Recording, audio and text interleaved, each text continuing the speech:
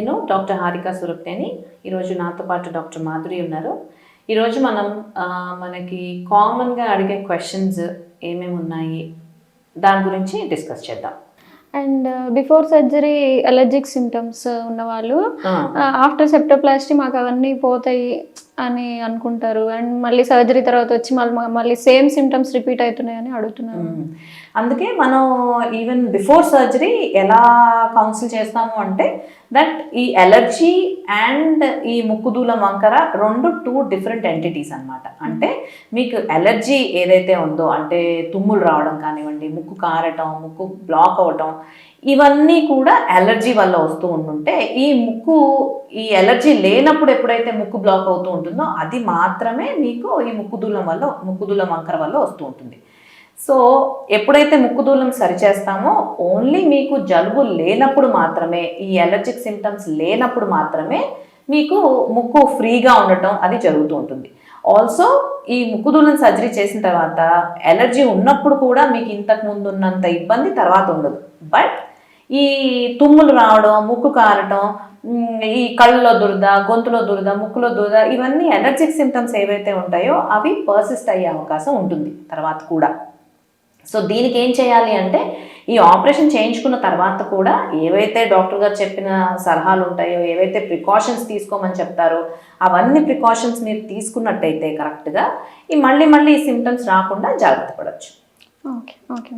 And post ఫెస్ అంటే ముందు polyps ఉన్న వాళ్ళకి ఫెస్ అయినాక రికరెంట్ పాలిపోసిస్, ఆ కండిషన్స్లో ఎట్లాంటి ట్రీట్మెంట్ తీసుకోవాలి? సో మనం చాలా మందిని ఈ మధ్య చూస్తున్నాము.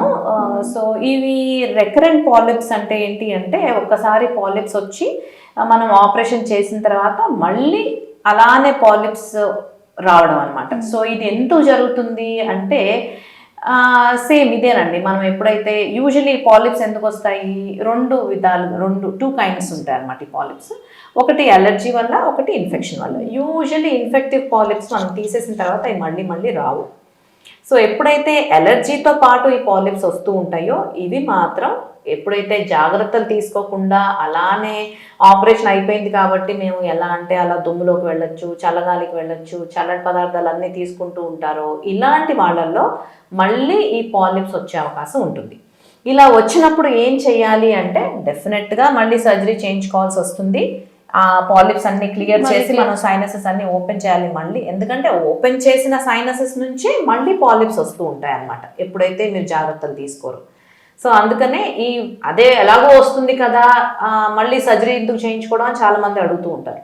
బట్ సర్జరీ చేయించుకోకపోతే ఏమవుతుంది, ఈ పాలిప్స్ లోపలే ఉండి ఆ లోపల మన సైనసెస్లో దానికి వెంటిలేషన్ లేక ఆ లోపలే ఇన్ఫెక్టివ్ మెటీరియల్ అలానే ఉండి కొన్నిసార్లు అది ఫంగస్ కింద మారే అవకాశం ఉంటుంది. ఈ ఫంగస్ ఏం చేస్తుంది, ఆ చుట్టుపక్కల ఉన్న గోడలన్నిటినీ తినేస్తూ ఉంటుంది.